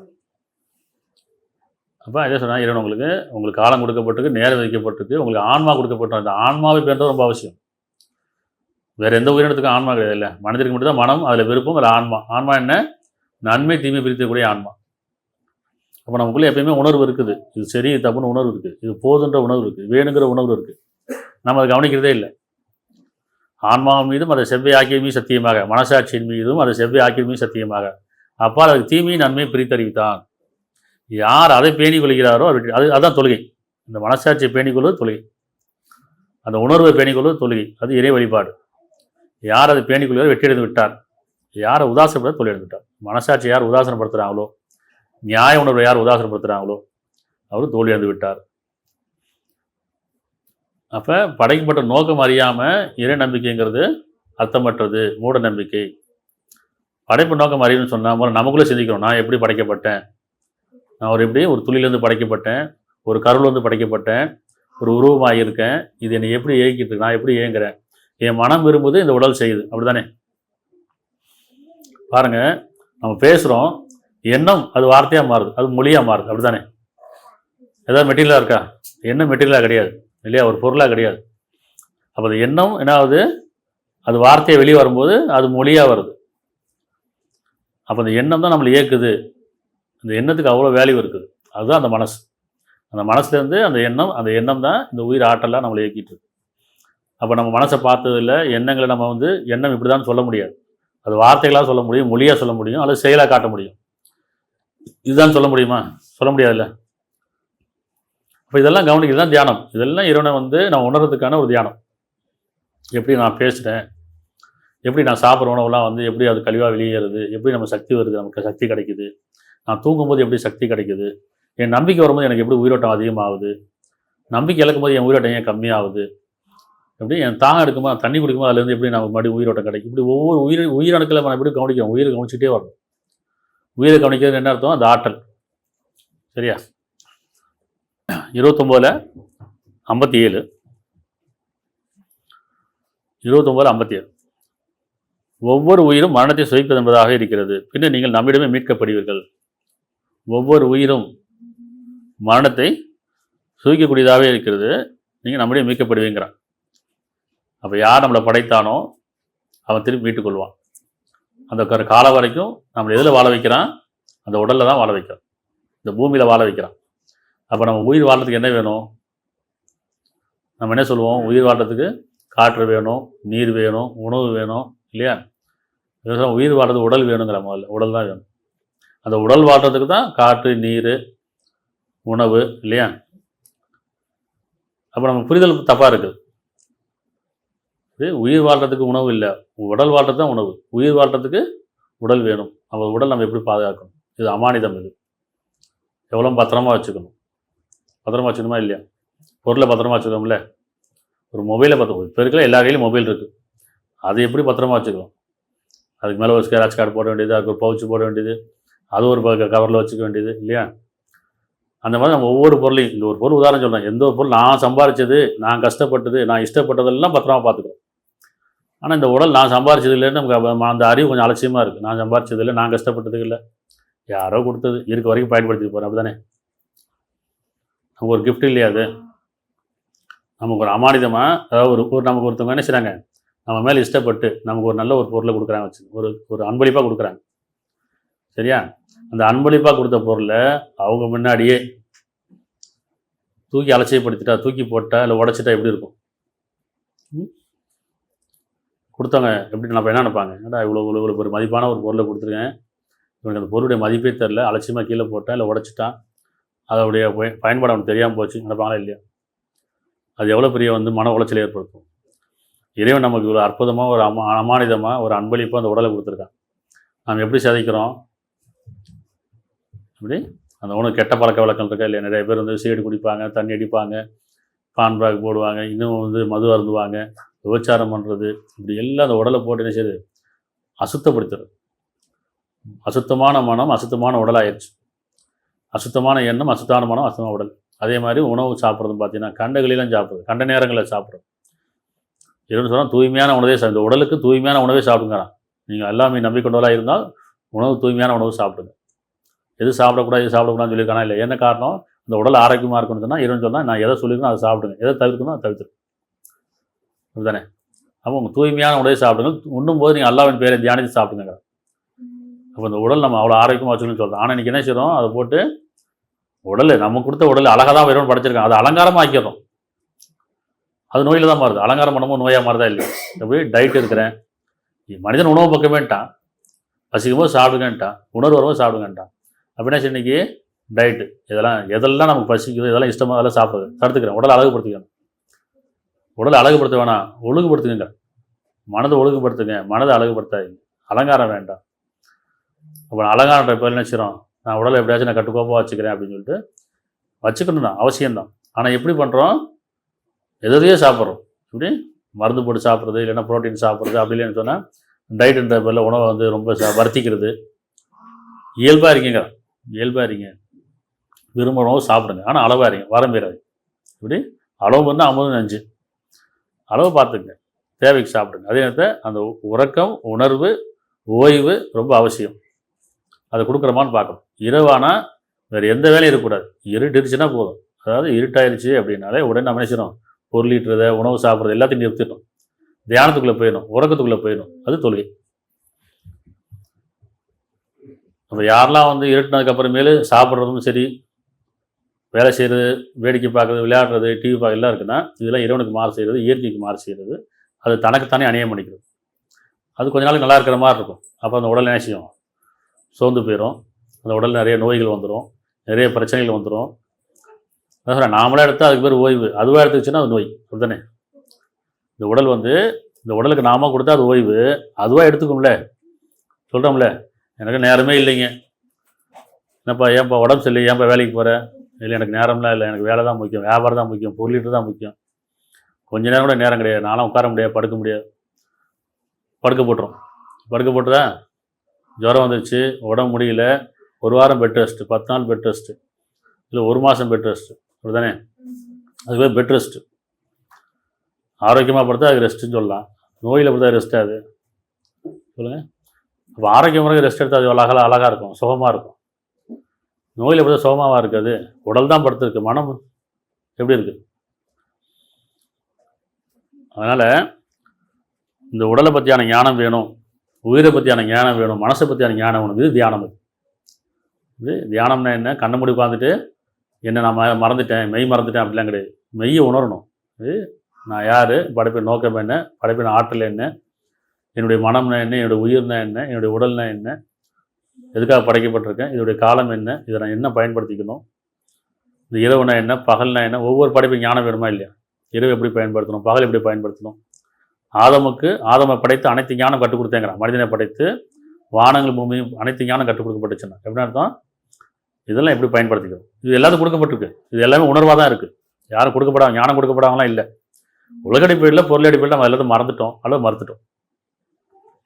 இன்றைக்கி நோய் இல்லாத மனிதன் கிடையாது, கடன் இல்லாத மனிதன் கிடையாது. நோயும் கடனும் மனிதனோட வாழ்க்கையே கிடையாது. அப்படிதானே? வேறு எந்த உயிரினாச்சும் நோயும் கடன்லையும் இருக்கா?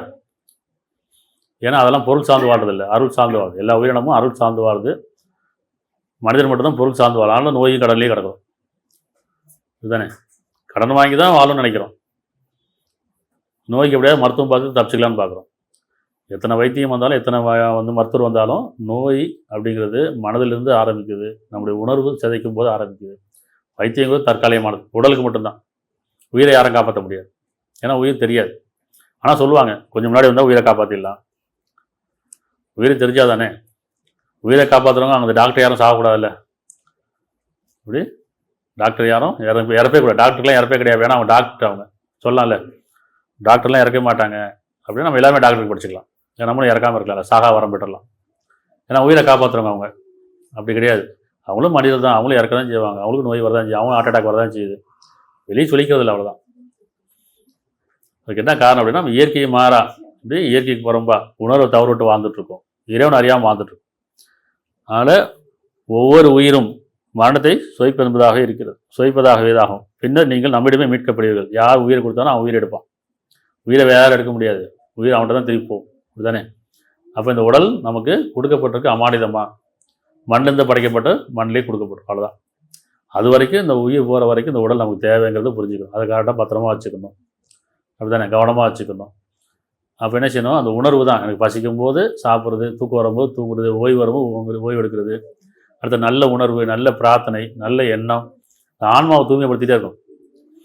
அப்போ அந்த ஆன்மா எந்தளவுக்கு தூய்மையாக இருக்குதோ அந்த மனம் அந்தளவுக்கு தூய்மையாக இருக்கும். மனம் எந்தளவுக்கு தூய்மையாக இருக்குதோ அந்த உணர்வு நல்ல தூய்மையாக இருக்கும். உணர்வு தூய்மையாக இருக்கும்போது உயிர் நல்ல தூய்மையாக இருக்கும். அந்த உயிர் தூய்மையாக இருக்கும்போது உடல் ஆரோக்கியமாக இருக்கும். அப்போ உங்கள் இதயத்தில் தான் நோய் இருக்குங்கிறான். இறைவன் என்ன சொன்னால், உங்கள் இதயத்தில் தான் நோய் இருக்குது, வரமீறீங்க அல்லது இணை வைக்கிறீங்க, நோய் காரணம் நீங்கள் தான். நான் அழகிய அமைப்பில் தான் படைச்சேங்கிறான். எந்த அமைப்பில் விரும்பினா அந்த அமைப்பு படைத்தேங்கிறான் இறைவன்.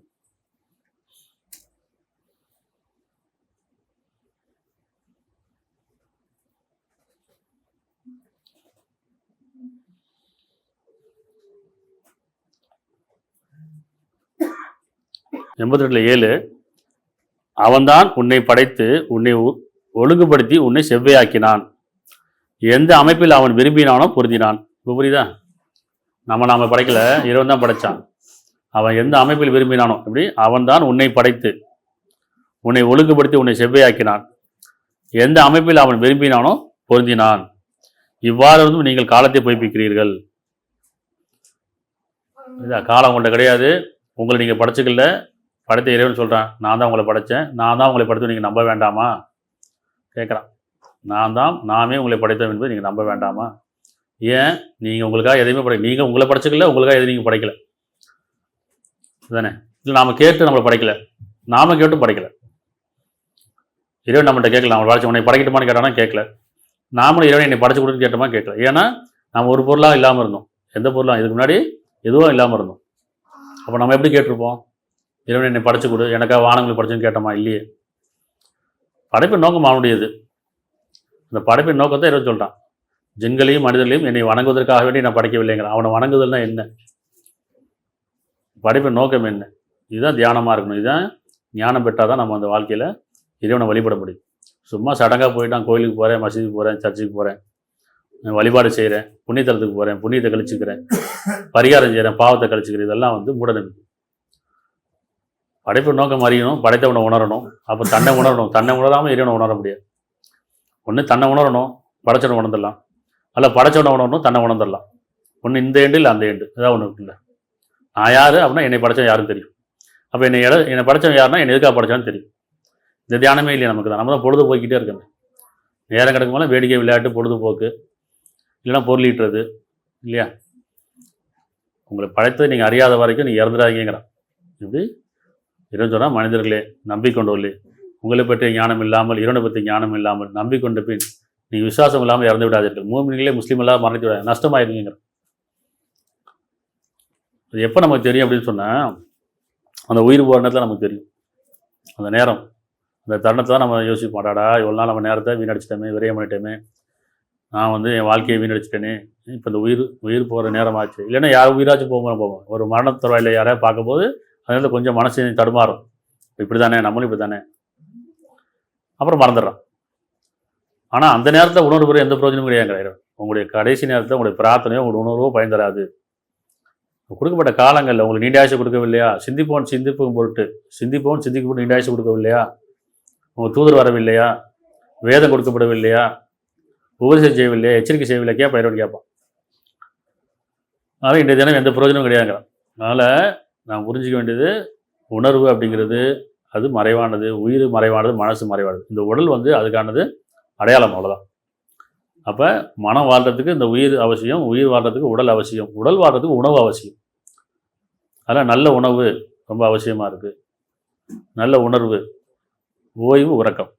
இந்த உடல் ஆரோக்கியமாக வச்சுட்டிங்கன்னு சொன்னோம்னா நோய் இல்லாமல் வாழலாம், நோய் இல்லைன்னா வறுமை இல்லாமல் வாழலாம், ஆரோக்கியமாக வாழலாம். இறைவனும் திருப்தி கொள்கிறான். நான் அமானிதமாக கொடுத்ததை நான் பத்திரமா வச்சுருக்கிறான். நான் அவனுக்கு அன்பளிப்பாக கொடுத்தா பத்திரமா வச்சுருக்கிறான், சிதைக்காமல் வச்சுருக்கிறான். இல்லைன்னா அவன் நினைச்சிடும், மன இச்சையை கொண்டு வாழ்ந்துடுறோம். அதை சொன்ன மாதிரி கெட்ட பழக்க வழக்கங்கள், கெட்ட குணங்களோடு வாழ்ந்து அந்த உடம்பை அசுத்தமாக்கிறோம், இந்த மனம் அசுத்தமாக்கிறோம். அசுத்தமான உயிரை கைப்பற்றும் எப்படி இருக்கும் அப்படின்னு சொன்னால் அது நஷ்டவாளியாக மாறும். அப்போ யார் தூய்மை வச்சுக்கிறான் அந்த ஆன்மாவை, அவள் உயிர் கைப்பற்றும் போது இறைவன் திருப்தி கொள்கிறான். திருப்தி கொண்ட ஆன்மாவே. 89 27 படிங்க. சாந்தி அடைந்த மனமே. இது எந்த மனம் எப்போ திருப்திப்படுதுன்னா, எப்போ இந்த உடல் ஆரோக்கியமாக, இது மன நிறைவான ஒரு வாழ்க்கை, திருப்தியான ஒரு வாழ்க்கை, நோய் இல்லாத வாழ்க்கை, வறுமை இல்லாத வாழ்க்கை, சங்கடம் இல்லாத வாழ்க்கை, பற்றற்ற வாழ்க்கை, எதுவுமே எனக்கு சொந்தம் கிடையாது, எல்லாம் கொடுக்கப்பட்டது தான் அப்படின்னு சொல்லி இந்த பணிவோட உள்ளச்சத்தோட, எல்லாம் என்னுடையதான பெருமை, போராமை இல்லையா? ஆனால் அந்த பெருமையும் போராமல் இல்லாமல் பணிவோட, எல்லாம் எனக்கு கொடுக்கப்பட்டது தான், என்னுடையது கிடையாது, பயன்படுத்திக்கிறேன், பணிவோட பயன்படுத்திக்கிறேன் அப்படின்னு சொல்லி யார் அந்த பணிவோடையும் உள்ளச்சத்தோடையும் வாழ்கிறாங்களோ அவர் பற்றற்றோடாக இருப்பாங்க. யாரும் எதுவும் நமக்கு சொந்தம் கிடையாது. நமக்கு சொந்தமானதெல்லாம் நம்முடைய செயல். நம்முடைய எண்ணம் இல்லையா? நல்ல எண்ணம் நல்ல செயல் தான் நமக்கு சொந்தமானது, அல்லது கெட்ட எண்ணம் கெட்ட செயல் நமக்கு சொந்தமானது. நம்ம எதுவும் சொந்தம் கொண்டாடணும்? நல்ல எண்ணத்தையும் நல்ல செயலையும் சொந்தம் கொண்டாடணும். ஏன்னா அதுக்கான கூலி தான் கொடுக்கப்படும். மற்ற எதுவுமே நம்மளோட வராது, நம்ம உடலும் நம்மளோட வராது, நம்முடைய பொருள் நம்மளோட உறவுகளும் நம்மளோட வரமாட்டாங்க. அப்போ எண்ணம் மட்டும்தான், எண்ணத்துக்கான செயல் மட்டும் தான் நம்மளோட வரும் அப்படின்னா, அதுதான் இறைவன் சொல்கிறேன், அவருடைய உயிர் கைப்பற்றும் போது சாந்தி அடைந்த மனமே, இந்த மனம் கொஞ்சம் அமைதியாக எப்படி நிறைவு பெற்றுச்சு. சாந்தி அடைந்த மனமே, உன்னுடைய இறைவன்பால் திருப்தி அடைந்த நிலையிலும் அவன் உன் மீது திருப்தி அடைந்த நிலையிலும் மீள்வாயாக. ஏழு மீளும் அந்த உடல்லேருந்து மீளுங்கிறான். நேரம் முடிஞ்சிச்சுப்பா, உனக்கு கொடுக்கப்பட்ட காலம் முடிஞ்சிடுச்சு, நேரம் வந்துடுச்சு, இப்போ மீளு. எப்படி மீளு? நீ திருப்தி கொண்டு வாழ்ந்தேன்னு சொன்னால் அந்த திருப்தியான நிலை மீண்டு. அப்புறம் திருப்தி இல்லாமல் வாழ்ந்தா அந்த இடத்துல மீளாது. உயிர் உயிரை கைப்பற்று வெளியேற்றுன்னு சொல்லும் போது வேற ஏறாது. ஏன்? அந்த உலக வாழ்க்கையிலையும் பொருளெடுப்பிலையும் வாழ்ந்தாச்சு. அதனால் என்ன செய்யும்? அந்த மனசு என்ன செய்யும்? செஞ்சு போச்சு. இந்த ஆன்மா அசுத்தமாயிருச்சு. அப்போ யார் உயிரை கைப்பற்றும் போது சலாம் சொல்லி கைப்பற்றப்படுது, அதாவது இறைவன் சொல்கிறான் சாந்தியும் சமாதானம் கொண்டு அப்படின்னு சொல்லி அந்த வானவர் சலாம் சொல்லி கைப்பற்றாலோ அவருக்கு தான் இறைவன் சொல்கிறான், சாந்தி அடைந்த மனமே, உன்னுடைய இறைவன்பால் திருப்தி அடைந்த நிலையிலும் அவன் உண்மையை திருப்தி அடைந்த நிலையிலும். நல்லா இந்த வாசனம் புரிஞ்சுக்கணும். நாமளும் இறைவனை திருப்தி கொள்ளணும், இறைவன் நம்மை திருப்தி கொள்ளணும். நம்ம கொடுக்கப்பட்ட காலத்துக்கும் நேரத்துக்கும் அலை செயலுடையவர்களாக ஆன்மா தூய்மையுடையவர்களாக திருப்தி அடைந்த நிலையிலும் மீள்வாயாக. என் நல்லடியாரோடு நீ சேர்ந்து கொள்வாயாக, மேலும் நீ சொர்க்கத்தை பிரவேசிப்பாயாக. இதுதான் நமக்கு அவசியம். இந்த சொர்க்கத்துக்கு போன என்ன செய்யணும்? அந்த சுகமான வாழ்க்கை. இதுதான் நம்பிக்கை. இறந்ததுக்கப்புறம் ஒரு வாழ்க்கை இருக்குது, நம்ம செயலுக்கான கூலி கொடுக்கப்படும். அது நம்ம நன்மையாக இருந்தால் அது சொர்க்கமும், தீமையாக இருந்தால் நரகம் கொடுக்கப்படும். அப்போ எல்லாம் விரும்புறது என்ன? சொர்க்கம் போகணும், இல்லை நரகத்துலேருந்து பாதுகாக்கப்படணும். இதுதானே விருப்பம். நரகத்துலேருந்து பாதுகாக்கப்படணும், இல்லை சொர்க்கம் போகணும். அந்த சொர்க்கத்துக்கு போன விஷயத்தான் எல்லாம் சொல்கிறேன். உங்கள் ஆன்மா தூய்மையாக வச்சுக்கோங்க, மனசை தூய்மையாக வச்சுக்கோங்க, உயிரை தூய்மையாக வச்சுக்கோங்க, உடலை தூய்மையாக வச்சுக்கோங்க. ஆன்மா விட்டுட்டீங்கன்னு சொன்னால் மனம் அசுத்தமாயிரும், எண்ணம் அசுத்தமாயிரும், உயிர் அசுத்தமாயிரும், உடல் அசுத்தமாயிரும். அசுத்தமான உடலை கைப்பற்றும் போது எப்படி இருக்குன்னு சொன்னால் 8:50. மேலும் வானவர்கள் நிராகரிப்பின் உயிரை கைப்பற்றும் போது நீங்கள் பார்ப்பீராயின் அவருடைய முகங்களிலும் முதுகிலும் அடித்து கூறுவார்கள், எரிக்கும் நெருப்பும் வேதனை சுவைகள் என்று. இப்படி நிராகரிப்பன யார்? இந்த ஆன்மாவை நிராகரிச்சுட்டு, இறைவனை நிராகரிச்சுட்டு, சத்தியத்தை நிராகரிச்சுட்டு, நியாய உணர்வை நிராகரிச்சுட்டு, நல்ல உணர்வை நிராகரிச்சுட்டு, இல்லையா நிராகரிப்பவர் உயிரை கைப்பற்றும் போது ஆன்மா தவறு விட்டாச்சு, மனம் அசுத்தமாயிருச்சு, உயிர் அசுத்தமாயிருச்சு, இந்த உடலும் அசுத்தமாயிருச்சு. இவர் நிராகரித்து வாழ்ந்தவர், இந்த உலக அடிப்படையில் மூழ்கி போனவர். அப்போ உயிரை கைப்பற்றும் போது பார்ப்பீராயின் அவருடைய முகங்களையும் அவருடைய முதுகளையும் அடித்து கூறுவார்கள், எரிக்கும் நரக வேதனையை சுவைகள் என்று. இது ஒரு நிலை. 14:32 தூயவர்களாக இருக்கும் நிலையில், எப்படி தூயவர்களாக இருக்கும் நிலையில் வானவர்கள் எவ்வளவு உயிரை கைப்பற்றுகிறார்களோ அவரிடம் சலாமுன் அலைக்கும், உங்கள் மீது சாந்தி உண்டாவதாக, நீங்கள் செய்து கொண்டிருந்த செயலுக்காக சோனபதி நுழைகள் என்று சொல்வார்கள். நமக்கு எது வேணும்? இதுவா அதுவா? இறுதி நாளில் அந்த நிலம் உயிர் கைப்பற்றும் போது இந்த 14:32 அடிப்படையில் வேணுமா? 8:52 எப்படி வேணும்? 8:50 14:32. ஆனால் உயிர் எப்போ போகும் தெரியாது இல்லையா? காலம் எப்போ முடியும் தெரியாது. அதுக்கு முன்னாடி நம்ம என்ன தயாராகணும். இப்போ தானே, சின்ன வயசு தானே, இன்னும் வயசாகலை தானே, அப்படிலாம் சொல்ல முடியாது. அதுதான் இறைவன் சொல்கிறான், அந்த உயிரை நாம் அந்த காலத்தை மறைச்சி வச்சுக்க நாடுறேங்கிறான். அது யாருக்கும் தெரியாது. உயிருக்கு மதமும் கிடையாது, ஜாதியும் கிடையாது, குலம் மதம் மொழியும் கிடையாது, வயசும் கிடையாது, நிறமும் கிடையாது, அது ஏற்றத்தாலாம் கிடையாது. அந்த உயிர் போகணும், மரணம் வந்துச்சுன்னா அங்கே முடிஞ்சு போச்சு. அப்போ அந்த பயம் இருந்துக்கிட்டே இருக்கணும், மரணம் எப்போ வேணால் வரலாம். அப்போ நம்ம தூய்மை வச்சுக்கிட்டே இருக்கணும், மனசை தூய்மை வச்சுட்டே இருக்கணும், உடலை ஆரோக்கியமாக வச்சுக்கணும். நல்லா பாருங்கள், உடல் ஆரோக்கியமாக இருக்க உணவு, அந்த உடல் ஆரோக்கியமாக இருக்கும்போது இறக்கும்போது எப்படி இருக்கும், அது நோய் வாய்ப்பட இறக்கும்போது எப்படி இருக்கும்? நோய் வந்தாலே மரண பயம் வந்துடுது இல்லை? ஆரோக்கியமாக அந்த மரணம் வரதில்லை, பயம் வரதில்லை. நம்ம நல்லா தானே இருக்கும்னு நினைக்கிறோம். அப்பையும் பாருங்க, நம்ம 1 லட்சம் இருக்கணும். பொதுவாக நோய் வந்துட்டாலே என்ன ஆயிருமோ, உயிர் போயிருமோன்னு பயம் வருது. அது ஆரோக்கியமாக இருக்கும்போது அந்த உள்ளட்சம் இருக்கணும். ஆனால் அப்போ என்ன செய்யறோம், நான் நல்லா தானே இருக்குன்னு சொல்லி வரம்பிடுறோம். அப்போ இதுவும் சோதனை காலம், அதுவும் சோதனை காலம். இது சுகமுறையுடைய காலம், அது நன்றி சுத்தமாக பார்க்குறான், நம்பிக்கையோடு இருக்குமான்னு பார்க்குறோம். சரியா? அதனால் யார் இறைவனுக்கு நன்றியோடு இருக்கிறாங்கன்னா, யார் உள்ளட்சத்தொண்டும் பயபக்தியை கொண்டும் அவருடைய மனசை தூய்மையாக வச்சுக்கிட்டு, உயிரையும் தூய்மையாக வச்சுக்கிட்டு, உடலையும் தூய்மையாக வச்சுக்கிறாங்களோ அவருடைய வாழ்க்கை வெற்றி பெற்றதாக இருக்கும். இப்போ நோயில்லாத வாழ்க்கை வாழணும் அப்படின்னா நல்ல உணவு, நல்ல உணர்வு, நல்ல உறக்கம், நல்ல ஓய்வு இது ரொம்ப அவசியமாக இருக்கும் இல்லைங்களா? அதனால் உயிரை பற்றி ஞானம் வேணும், இந்த உடலை பற்றி ஞானம் வேணும். இந்த உடல் சாதாரணமாக நம்ம நினச்சிடும், அலட்சியமாக இருக்கக்கூடாது. ஒரு துளியிலேருந்து படைக்கப்பட்டேங்கிறான், 10 மாதம் கருவில் வச்சு உங்களை பராமரிக்கிறேங்கிறான். அதுக்கப்புறம் உங்களை வெளியே கொண்டு வந்து உங்களுக்கு உயிராட்டலை கொடுத்து உங்களை இந்த வயசு வரைக்கும் வாழ வச்சுருக்கேன், இன்னும் எவ்வளோ வயசு வாழ வைக்க நமக்கு தெரியாது. எவ்வளோ அற்புதமான உடல் தானே இது. இந்த பார்வை நம்ம எவ்வளோ ஆராய்ச்சி பண்ணுறாங்க. இந்த கண்ணுடைய அந்த அந்த கண்ணை பற்றி ஆராய்ச்சி பண்ணுறாங்க, காதை பற்றி ஆராய்ச்சி பண்ணுறாங்க, எண்ணங்களை பற்றி ஆராய்ச்சி பண்ணுறாங்க, மனசை பற்றி ஆராய்ச்சி பண்ணுறாங்க, உடல் உறுப்பை பற்றி ஆராய்ச்சி பண்ணுறாங்க. ஆராய்ச்சியில் கண்டுபிடிக்க முடியல. சொல்லிடுறாங்க இதுதான் உறுப்புன்னு சொல்லிடுறாங்க. அது என்ன வேலை செய்யுன்னு சொல்கிறாங்க, எப்படி வேலை செய்யுது தெரியல. இப்படி மூளை இப்படி வேலை செய்யுது, இருதயம் இப்படி வேலை செய்யுது, நுரையீரல் இப்படி வேலை செய்யுது, கிட்னி இப்படி வேலை செய்யுது, இதெல்லாம் வேலை செய்யுது தெரியுது. எப்படி வேலை செய்யுது அது தெரியுமா? அது தெரியாது. அதுதானே எப்படி குழந்தை பிறக்குது, ஆண் பெண் சேர்ந்தால் குழந்தை பிறகு ஒரு துளியிலேருந்து பிறக்குது, அதெல்லாம் தெரியுது. அது எப்படி செய்யுது, எப்படி அது வந்து உருவாகுது தெரியாது. இது தெரியாதுங்கிறது தான் இறைவன் இருக்கான்னு அர்த்தம். அப்படி நமக்கு எதெல்லாம் தெரியலையோ அப்போ தான் இறைவன் மீது நம்பிக்கை அதிகமாகணும். எனக்கு தெரியல, அப்போ எனக்கு மேலே ஒரு சக்தி இருக்குது, எனக்கு மேலே ஒரு ஆற்றல் இருக்குது, நான் எப்படி பிறந்தேன்னு தெரியல, இறந்ததுக்கப்புறம் எங்கே போகிறேன்னு தெரியல. அப்படி மனிதனுக்கு எப்போ தெரியலன்னு வருதோ அப்போயே பணிஞ்சிடணும். ஆமாம் எனக்கு தெரியல. அப்போ எனக்கு தெரியலன்னா அது இறைவன் மீது நம்பிக்கை அதிகமாகிட்டே இருக்கும். சரியா? அதனால் நம்ம இன்றைக்கி புரிஞ்ச விஷயம் என்னன்னு சொன்னால், மனம் வாழ்கிறதுக்கு உயிர் வேணும், உயிர் வாழ்றது உடல் வேணும், உடல் வாழ்றது உணவு வேண்டது புரிஞ்சுக்கணும். அதனால் நல்ல உணவு, நல்ல உறக்கம், இது பயபக்திக்கான அடையாளம். இதுதான் இறைவனை வழிபடுறது. அவன் கொடுத்த காலம் வரைக்கும் நம்ம எல்லாருமே அவனை பின்பற்றி வாழணும். அதனால் எங்கள் இறைவனே நாங்கள் நல்ல உணர்வுடையவர்களாகவும், உள்ளச்சமுடையவர்களாகவும், பயபக்தியுடையவர்களாகவும், நீ எந்த விருப்பத்தை எங்களை படைத்தாயோ அந்த விருப்பத்தை நிறைவேற்றக்கூடியவர்களாகவும் எங்களையும் குடும்பத்தாரையும் சந்ததியிலையும் நீ பொறுப்பேற்று வழிநடத்துவாயாக. நிராகரிப்புக்கு எதிராக எங்களுக்கு உதவி செய்வாயாக. அநேகர மக்களிலிருந்து எங்களை பாதுகாப்பாயாக. இந்த உலக வாழ்க்கை எங்களை மயக்கி விடாமலும் நாங்கள் மயங்கி விடாமலும் எங்களை பாதுகாப்பாயாக. அருளை பெற்றவர்களாகவும் ஞானம் பெற்றவர்களாகவும் உன்னுடைய திருப்தி அடைந்தவர்களாக எங்களை ஆக்கி வைப்பார். நிச்சயமான செவியை போலும் இறக்க முடியும் எல்லா போலும் ஏகரைவனுக்கு.